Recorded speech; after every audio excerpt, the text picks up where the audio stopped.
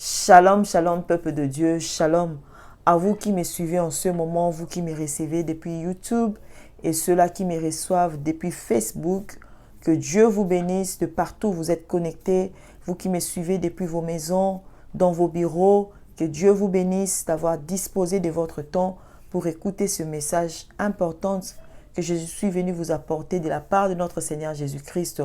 Et je crois qu'au travers de ces messages, le Saint-Esprit va te parler. Le Saint-Esprit va te communiquer quelque chose qu'il aimerait que tu puisses connaître ou que tu puisses appliquer dans ta vie. Et je crois qu'au travers de ces messages, la vie de quelqu'un va changer, l'entendement de quelqu'un va changer et le Saint-Esprit va encore glorifier Christ au travers de ces messages. Que Dieu te bénisse, toi qui es là, qui m'écoutes en ce moment, que Dieu te bénisse. Aujourd'hui, j'aimerais vous parler sur les services. C'est un message que le Saint-Esprit m'a mis à cœur pour partager avec toi, qui me suis en ce moment, sur les services. Bien-aimé, être au service de Dieu. C'est la raison pour laquelle Jésus-Christ nous a rachetés. La Bible nous dit dans le livre d'Apocalypse, le chapitre 5, le verset 10, la Bible nous dit que Christ nous a rachetés. Il a fait de nous un royaume des sacrificateurs pour notre Dieu. Cela veut dire, Christ t'a racheté, il nous a rachetés. Dans quel objectif? Pour que nous soyons des serviteurs pour notre Dieu, pour que nous soyons au service de notre Dieu. Parce que lorsque la Bible nous dit qu'il a fait de nous un royaume de sacrificateurs, je l'ai expliqué dans la vidéo passée, qui est un sacrificateur. Un sacrificateur, il est celui qui est consacré entièrement au service de Dieu. Il est consacré, il est dédié, il est mis à part pour servir Dieu.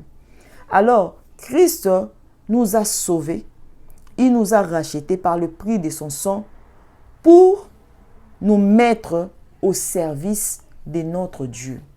C'est la raison pour laquelle Christ nous a rachetés. Il ne nous a pas rachetés pour que nous soyons là, nous croisons nos mains, mais pour que nous nous mettons au service. C'est pourquoi nous avons été sauvés, pour qu'on se mette au service. Alors, au service de qui? Au service de Dieu. Bien-aimé, tu as été sauvé, tu as été racheté pour servir Dieu. D'autres personnes se disent, je n'ai pas la vocation. Comment est-ce que je vais servir Dieu? Je n'ai pas cet appel-là. Comment est-ce que je vais servir Dieu? J'aimerais te dire, tous ceux-là qui ont accepté Jésus-Christ comme leur Seigneur et Sauveur ont cet appel-là, cette vocation de servir notre Dieu. Dès lors que tu as accepté Jésus-Christ, automatiquement, tu es sauvé et tu es devenu un sacrificateur pour Dieu. Donc, tu es censé maintenant servir Dieu. Lorsque tu parles de l'appel, je n'ai pas cet appel. J'aimerais te dire une chose. La Bible nous dit que nul ne peut venir à Christ si le Père ne l'a pas attiré. Donc, tu as été appelé, c'est pourquoi tu es venu à Christ. Tu as accepté Jésus-Christ. Si le Père ne t'avait pas appelé, tu ne serais pas enfant de Dieu. Alors le fait que tu aies accepté Jésus-Christ et que tu sois enfant de Dieu, cela montre à suffisance que tu as été appelé. Parce que la Bible nous dit encore, il a dit dans sa parole, mes brebis entendent ma voix et me suivent.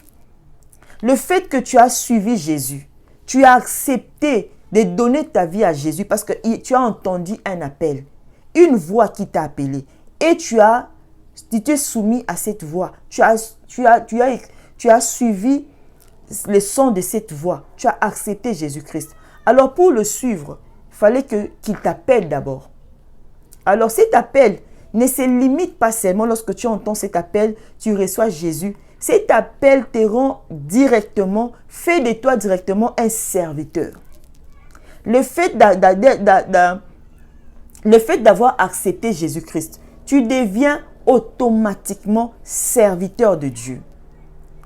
Tu n'as pas besoin qu'on mette de l'huile sur toi, qu'on te oint pour servir Dieu. Non. Tu as déjà été choisi pour servir. Tu as déjà cet appel-là pour servir Dieu. Tu es appelé à le servir. Alors, lorsque tu comprends ces choses, tu n'attendras plus qu'on te dise « mets-toi au service ». Tu te mettras par toi-même au service de Dieu. Pourquoi? Parce que tu sais que j'ai été sauvé, j'ai été racheté pour servir. C'est la raison pour laquelle Christ m'a racheté, pour que je serve mon Dieu. Et tu te donneras directement au service, sans pour autant qu'on te bouscule, sans pour autant que les gens te disent « va servir l'Éternel ». Même à l'église, lorsqu'on te dit « viens servir », sers Dieu. Parce que la raison pour laquelle tu as été sauvé, c'est pour servir notre Dieu. Alors, un serviteur, comme je vous avais dit, c'est lui qui est au service de Dieu. Lorsqu'on parle du service, on dit que le dictionnaire définit service comme celui de service, ça signifie esclavage. Le service, ça signifie l'esclavage, ça signifie la servitude. Donc, si tu es au service de quelqu'un, c'est que tu es esclave de cette personne. Si tu es au service de Dieu, donc d'office, tu deviens esclave de Dieu. Un esclave n'a pas de liberté. L'esclave est appelé à se soumettre à son maître. Il est obligé de se soumettre à son maître. Un esclave n'a pas de droit, mais il est là il se soumet aux ordres de son maître. Il n'a pas de liberté, mais il est là, il se soumet aux ordres de son maître. Il ne résiste pas à l'appel de son maître. Bien-aimé, il est là, il se soumet à l'autorité de son maître. Il se soumet aux ordres de son maître. Tout ce que son maître lui demande de faire, lui, il se soumet. Il se laisse faire. Parce que il sait que je vis par rapport à mon maître. Je lui dois obéissance et soumission. Un serviteur de Dieu est appelé à se soumettre à son maître, à son Dieu. Alors celui qui se soumet à Dieu ne peut pas s'opposer à la parole de Dieu. Lorsque Dieu te dit « fais ceci pour moi », tu le feras. Pourquoi? Parce que tu es appelé à te soumettre à lui. Alors le contraire de la soumission, c'est la rébellion. Ceux-là qui n'obéissent pas, qui se disent que je suis serviteur de Dieu ou je suis un enfant de Dieu, mais lorsque Dieu t'appelle au service, tu ne veux pas le faire, c'est que tu te rebelles contre Dieu. C'est le cas de Jonas. Dieu lui envoie à Ninive. Mais Jonas change d'itinéraire. Il va dans une autre ville. Alors c'était déjà la désobéissance. Alors qu'il devait se soumettre à Dieu. Mais qu'est-ce qui s'est passé dans sa vie? Lorsqu'il a désobéi à Dieu, c'est alors qu'il a rencontré la tempête sur son chemin. Dieu a envoyé la tempête. Dieu a envoyé le vent. Et les gens qui étaient dans ce navire avec lui, ont fait même faillite parce lorsque la tempête est venue agiter les bateaux où Jonas était, ces gens-là étaient obligés de jeter leurs biens dans l'eau. Peut-être ils avaient leurs affaires importantes qu'ils avaient jetées dans l'eau. Ils pensaient peut-être que c'était à cause de leurs affaires. Il y a d'autres personnes, à cause de leur désobéissance, parce que lorsque tu désobéis à l'appel de Dieu, tu ne veux pas les servir. Tu ne causes pas seulement les problèmes. Ces problèmes ne te touchent pas seulement toi personnellement. Ça peut toucher aussi les gens qui s'approchent de toi, les gens qui sont tout autour de toi. Ça peut toucher les gens de ta famille. Ça peut toucher les gens qui sont proches de toi lorsque tu refuses à obtempérer à l'ordre de Dieu. Lorsque tu refuses de te soumettre, un serviteur est appelé à se soumettre à l'ordre de son maître. Il ne peut pas résister. tu dois te soumettre. Lorsque Dieu te demande de faire quelque chose, tu es appelé à te soumettre. Un serviteur est celui qui est disposé. Il se rend disponible pour servir son maître. Lorsque Dieu cherche des gens qui je vais envoyer pour gagner les âmes, qui je vais envoyer pour faire ceci, mais lorsque Dieu cherche, toi tu es là, tu ne veux pas réagir, tu ne veux même pas agir. Il y a des âmes qui meurent, mais toi tu dis que moi je ne suis pas appelé à faire ça. Bien-aimé, tu as été appelé à servir. C'est la raison pour laquelle Christ t'a racheté pour servir. Christ t'a racheté pour servir. Bien-aimé dans le Seigneur, n'attends pas que, avant que je puisse servir, il faut d'abord qu'un pasteur, un ministre de Dieu confirme mon ministère. Non, pour aller évangéliser, pour aller gagner des âmes, tu n'as pas besoin d'être ministre. Tu n'as pas besoin d'être pasteur ou prophète ou évangéliste ou docteur. Tu n'as pas besoin d'avoir un ministère parce que tu es déjà un serviteur, un sacrificateur. Tu as ces droits-là d'aller parler de Jésus. Tu as cette vocation-là d'aller parler de Christ, d'aller annoncer la bonne nouvelle. Alors, c'est à toi maintenant de te lever et d'aller parler de Jésus. D'aller parler de Jésus. Ne faisons pas comme ces gens, cette personne à qui Dieu avait donné les talents. La Bible nous dit qu'il a donné 5 talents à un des serviteurs. Il a fructifié ses talents, il a multiplié et il a gagné 5 autres. Au deuxième, il remet 2 talents. Il multiplie ses talents, il gagne 2 autres. Le dernier, on lui donne 1 talent. Il s'est dit, ok, mon maître, il peut même moissonner là où il n'a pas sémé. Je n'ai pas à travailler, à me poumonner pour rien. Dieu est capable de tout. Il prend ses talents, il garde. Il ne fait rien. Mais lorsque Dieu vient, il a félicité ceux-là qui ont fait bien leur travail. C'est là qui l'ont obéi, qui lui ont été soumis.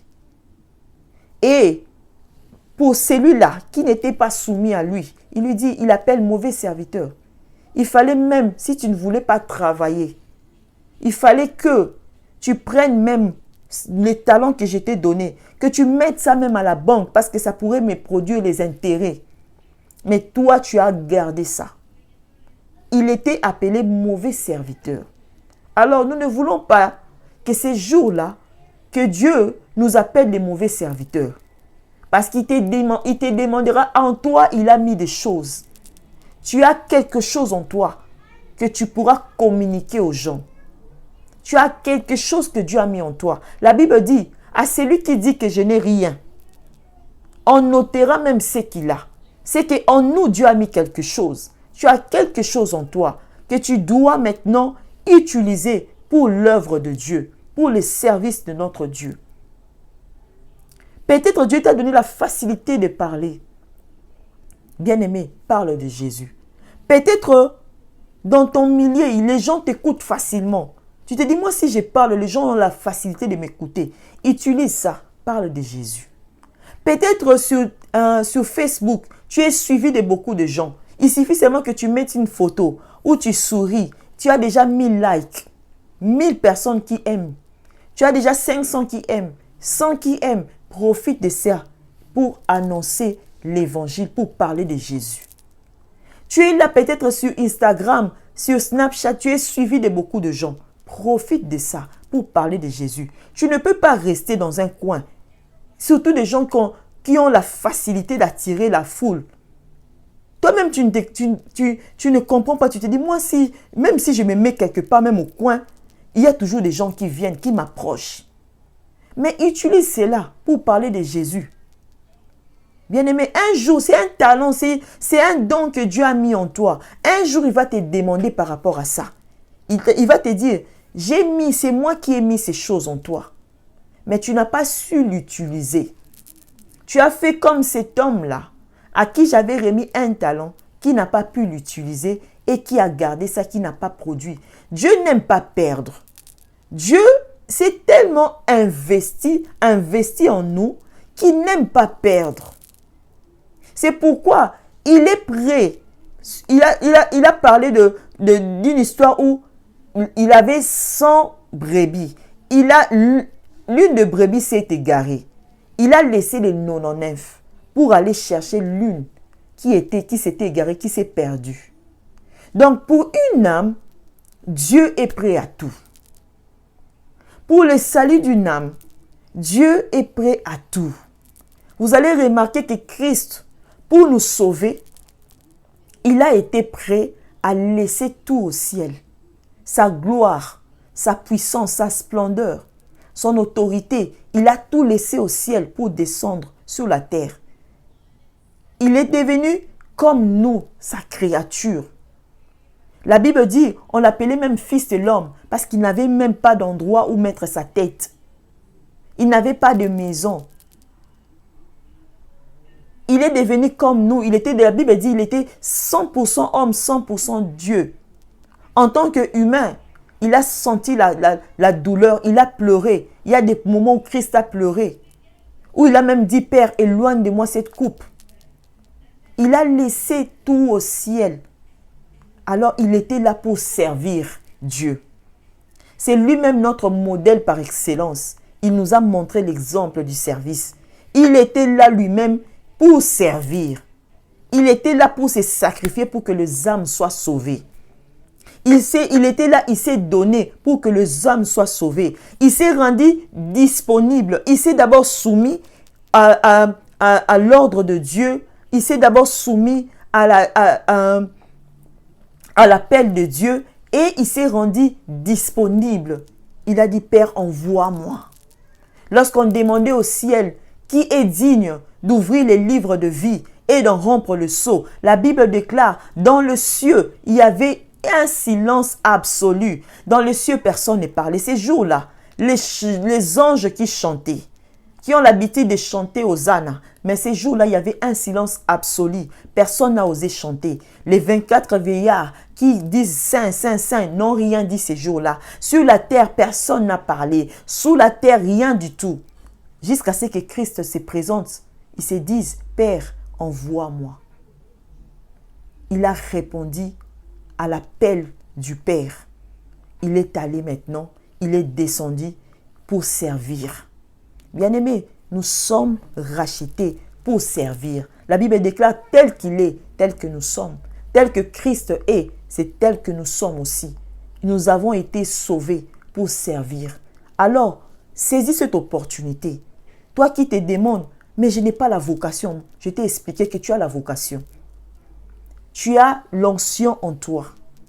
Christ dit dans le livre d'Ésaïe 61, « L'Esprit du Seigneur est sur moi, il m'a oint. » Si Christ nous a dit, « Je ne vous laisserai pas comme des orphelins, je vous enverrai le Saint-Esprit, le Consolateur. » Il savait que sans le Saint-Esprit, nous ne pourrons pas. Nous ne pourrons rien. Nous ne saurons rien. Nous avons besoin de l'aide du Saint-Esprit. Il savait que nous aurons besoin de cette onction-là. Lorsque l'onction était descendue sur les apôtres, c'est alors qu'ils sont sortis pour annoncer la bonne nouvelle. Avant la venue du Saint-Esprit, les apôtres étaient cachés. Ils étaient cachés. Mais lorsque le Saint-Esprit est descendu, c'est alors qu'ils sont sortis pour annoncer la bonne nouvelle. C'est pourquoi même Christ dit, l'Esprit du Seigneur est sur moi. Il m'a oint pour annoncer la bonne nouvelle. Bien-aimé, Dieu t'a oint. Tu as été oint, tu as le Saint-Esprit en toi pour aller proclamer la bonne nouvelle. Pour parler de Jésus. Je sais que tu aimes parler de la politique, ce n'est pas mal. Tu aimes faire des publications de la politique, ce n'est pas mauvais. Parce que ça te touche. Parce qu'il y a des choses qui se font qui ne te plaisent pas, tu en parles. Mais tu n'as jamais parlé de cet événement tant attendu sur la terre, l'arrivée de Jésus-Christ. Tu n'as jamais parlé de ça. Parce que la politique, là, ça passera. La souffrance sur la terre, ça va passer. Tout ce que nous voyons, ça passera.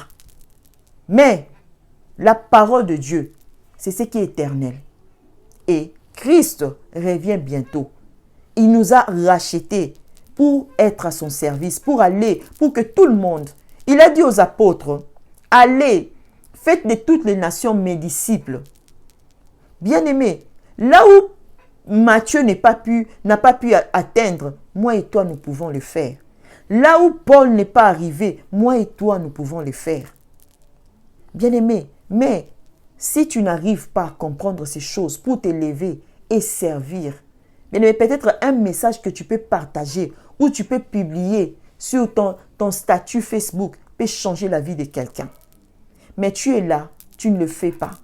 Peut-être tu passes ton temps à parler de gens qui essayent quand même de le faire. Toi, tu es là à les critiquer. Au lieu de te donner toi-même, n'agis pas comme cet homme à qui on avait donné un talent qui n'a rien fait. Bien-aimé, un jour Dieu te demandera de ces talents qu'il a mis en toi. Bien-aimé, parlons de Jésus. Rends-toi disponible. Je vais vous parler de 2 catégories de personnes. Première catégorie, ce sont des personnes qui sont rendues disponibles pour les services. Et la deuxième catégorie de personnes, ce sont des gens qui n'étaient pas disposés à l'appel de Dieu pour le servir. Nous allons lire la première catégorie, nous lisons dans le livre de Marc, le chapitre 1, le verset 16 à 20.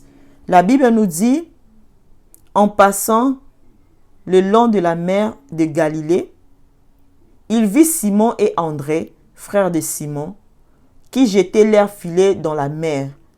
En effet, ils étaient pêcheurs. Jésus leur dit, suivez-moi, et je vous ferai devenir pêcheurs d'hommes. Aussitôt, ils laissèrent leurs filets et les suivirent. En allant un peu plus loin, il vit Jacques, fils de Zébédée, et Jean, son frère, qui étaient aussi dans une barque et réparaient les filets. Aussitôt, il les appela, ils laissèrent leur père Zébédée dans la barque avec ceux qui étaient employés et ils les suivirent.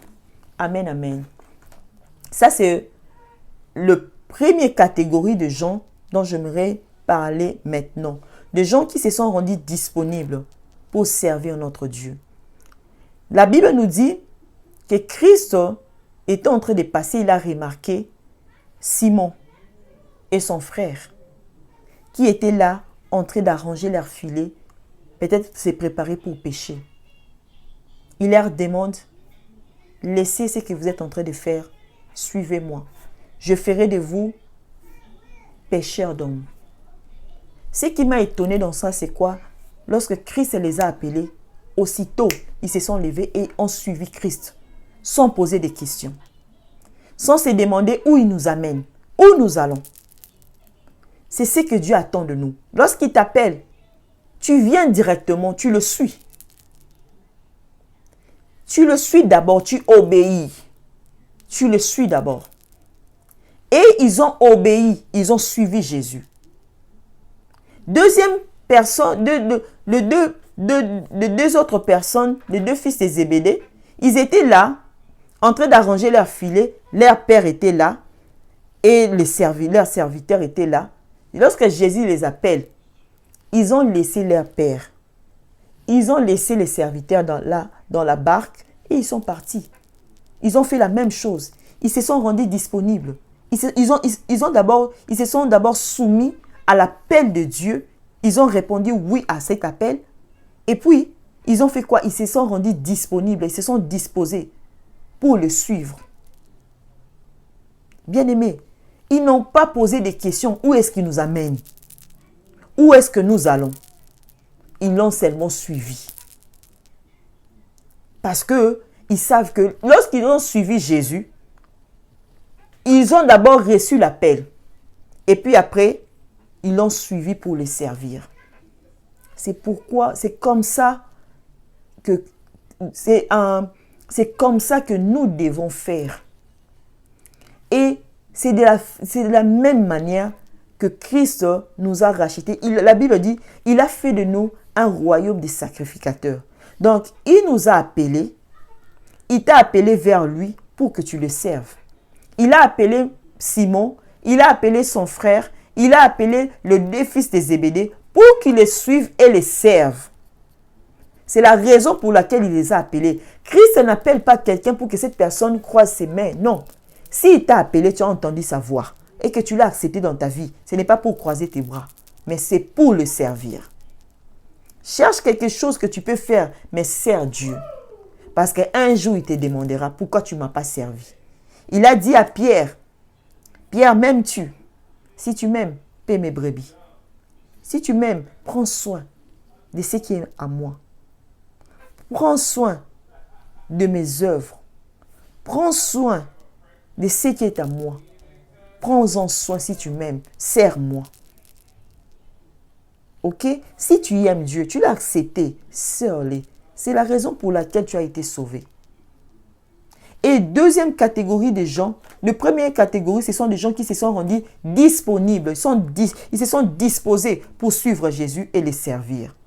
Ils n'ont pas résisté. Et deuxième catégorie de gens, vous allez lire dans le livre de Luc, le chapitre 9, nous lisons à partir du verset 59. Il dit à un autre, suis-moi. Et il répondit, Seigneur, permets-moi d'aller d'abord ensevelir mon père. Mais Jésus lui dit, laisse les morts ensevelir leurs morts. Et toi, va annoncer le royaume de Dieu. Un autre dit, je te suivrai, Seigneur, mais permets-moi d'aller d'abord prendre congé de ceux de ma famille, de ma maison. Jésus lui dit, quiconque met la main à la charrue et regarde derrière n'est pas digne du royaume. Amen, amen.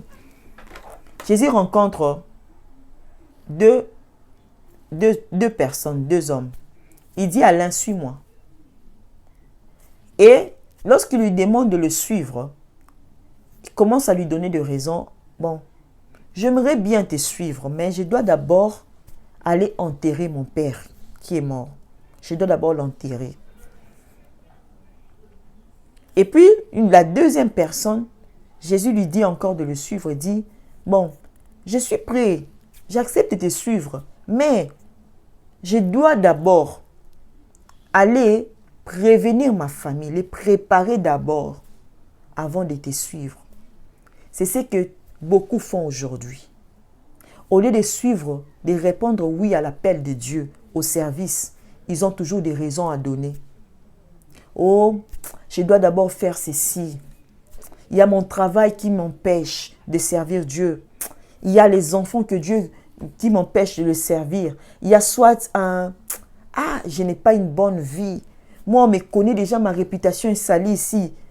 Moi, servir Dieu, les gens vont se moquer avec la façon dont je m'habille. Je ne m'habille pas bien. Est-ce que les gens voudront m'écouter? Les gens ont des raisons à donner. Bon, moi, déjà, on connaît que moi, je prends l'alcool. Servir Dieu, les gens vont me juger, je ne pourrai pas faire ça. La Bible dit, Christ est là qui t'appelle à les servir. N'est pas ces hommes qui jugent. Lui ne te jugera pas. Il t'appelle tel que tu es. Pour servir Dieu, tu n'as pas besoin d'être parfait pour le servir. Non. Lorsqu'il appelle quelqu'un à son service, il n'appelle pas des gens qui sont saints. Non. Il a trouvé Pierre dans la pêche. Et Jean, il les a appelés. Tu viens d'abord tel que tu es. Lorsque tu viendras, tu acceptes d'abord de venir. Tu obéis d'abord. Tu te rends disponible. Lorsque tu viens vers lui, ce qui concerne le changement de ta vie, ce n'est pas ton problème. C'est lui qui changera ta vie. Lorsqu'il est entré dans la maison des Zachée, qui était collecteur d'impôts, c'est lui-là qui volait les impôts aux gens. Mais lorsqu'il est entré dans la maison des Zachée, c'est ce jour-là où les salis étaient entrés dans la maison des Zachée. Parce que Zachée était prêt à rembourser de l'argent aux gens qui l'avaient volé. Pourquoi? Parce que la présence de Christ était là. Lorsque il t'appelle et que tu viens, tu acceptes volontiers de le suivre, tu te disposes, bien aimé dans le Seigneur, tu te soumets à son appel et tu te rends disponible pour le suivre, bien aimé. En ce qui concerne ton changement, ce n'est pas ton problème. Ça, c'est la part maintenant de Dieu. C'est la part du Saint-Esprit. C'est lui qui va te changer. Mais toi, viens tel que tu es. Lui, il ne te juge pas. Viens tel que tu es. Oh, tu étais soulard. Viens. Si on appelle les gens pour servir, toi-même, tu sais que moi, vraiment, le désir de l'alcool est toujours en moi. C'est ce qui m'empêche vraiment de pouvoir m'engager pour servir. Non, viens tel que tu es. Viens t'engager au service de Dieu. Il t'appelle tel que tu es. Ton changement là, c'est lui qui va te changer. Le Saint-Esprit, son esprit en toi. La Bible nous dit que c'est le Saint-Esprit qui nous convainc du péché. Nous ne changeons pas par nous-mêmes, mais nous changeons par la puissance du Saint-Esprit. Alors, lorsque le Saint-Esprit est en toi, c'est le Saint-Esprit maintenant qui va te convaincre à changer. À changer. Moi, je me souviens, lorsque Christ m'a appelé, j'ai répondu à son appel. J'étais encore au Congo. Je me souviens, j'aimais beaucoup porter des courts vêtements, des jupes qui sont courts. Je portais ce genre de choses. Je trouvais ça, c'était normal. Mais en même temps, je me réveillais les matins pour aller réveiller les gens, pour qu'ils viennent prier. Mais lorsque la prière finit, je porte ma petite jupe. Peut-être c'était une pierre d'achoppement pour d'autres qui me voyaient. Les matins, réveiller les gens, et puis les après-midi, je porte mon mini-jupe là. Je suis là, devant les gens. Les gens peut-être étaient choqués. Ok, je suis venu à Dieu, j'ai répondu à son appel. J'étais venu il m'a pris tel que j'étais. C'est les hommes qui jugent, mais celui qui t'appelle ne te juge pas. Viens tel que tu es. Mais ce qui s'est passé dans ma vie, c'est quoi? À l'église là où je priais, mon pasteur ne m'a pas jugé. N'a même pas parlé des choses qui me touchaient ou bien qui me poussaient à fuir l'église. Non. J'étais là à l'église. J'étais là. Les matins, j'allais réveiller les gens. Et puis, qu'est-ce qui s'est passé dans ma vie? J'ai senti en moi le Saint-Esprit. Lorsque le Saint-Esprit commence à travailler en quelqu'un, tu sens que ta vie change directement. J'ai senti que ces courts vêtements n'étaient pas bien. J'ai dit non, ça ce n'est pas bien, je ne peux pas porter ça. J'ai moi-même pris mes vêtements là. Je les ai donnés à quelqu'un d'autre. J'avais un copain, j'ai laissé cette vie-là. Cette vie que je n'arrivais pas à laisser par moi-même. Mais lorsque je me suis donné au service, le Saint-Esprit a commencé maintenant à travailler en moi. Et j'ai laissé directement ce que je faisais, je trouvais ça bien qui n'était pas bien. Et j'ai laissé ces choses. Pour te dire que par ta propre force, tu ne sauras pas. Avec l'aide du Saint-Esprit, tu sauras. Alors, ne donne pas des excuses. Oh, parce que moi, vraiment, je sors avec cet homme qui est marié, mais je sens comme si j'aimerais servir. Viens servir. C'est pourquoi je suis contre certaines églises. Je me souviens encore, un jour, lorsque j'étais au Congo, il y avait une église. Dans cette église-là, pour entrer, il faut porter seulement de longues jupes ou des pannes pour dames. Si tu as un pantalon, tu n'entres pas. De boucles d'oreilles, tu n'entres pas. Alors, je me suis dit, lorsque tu viens là-bas, tu es limité. Tu ne peux pas entrer. C'est comme si on t'empêche, on interdit les gens de recevoir le salut. Alors que le salut est ouvert. La porte du salut est ouverte pour tout le monde. Jésus n'est pas venu pour les saints. Il est venu pour les pécheurs. Alors ne fermons pas la porte aux pécheurs de venir vers Dieu. Parce que nous cherchons seulement ceux-là qui sont parfaits et saints. Imaginez-vous un peu, si quelqu'un qui passait par cette église-là, sent dans son cœur, il a seulement écouté une chanson. Et la personne a senti dans son cœur que je devais entrer et prier. Cette personne-là ne pourra pas. Si c'est un homme qui a porté un boucle d'oreille, il ne pourra pas, il va se dire, là-bas on va me dire d'enlever. Moi aussi je ne veux pas. Laissez-les venir tels qu'ils sont. Dieu a besoin de tels qu'ils sont. Pour leur changement, c'est l'affaire de Dieu. Ce n'est pas à nous de leur dire, enlève ça pour entrer à l'église. Non. C'est pourquoi nous fermons la porte aux gens. L'évangile, ce n'est pas ça. Nous fermons la porte aux gens. Nous ne leur permettons pas d'accéder aux choses de Dieu. Nous leur barrons la route pour qu'ils ne servent pas bien l'Éternel. Alors, c'est à nous, bien-aimés, de les laisser venir tels qu'ils sont. Et pour leur changement, c'est l'affaire de Dieu. Parce que je sais que nul ne s'est approché de Dieu et resté la même personne. Tous ceux-là qui s'approchent de Dieu, leur vie change. Je vous ai donné mon exemple. Comment est-ce qu'il a changé ma vie? Je le servais, mais j'avais ma vie. Mais lorsqu'il a commencé à agir en moi, j'ai senti que cette vie ne valait plus la peine. Ok? Bien-aimés dans le Seigneur, Christ a besoin de nous pour qu'on le serve. Il a besoin que nous soyons disposés. Alors, arrête de donner tes raisons là. Oh, les gens vont me juger.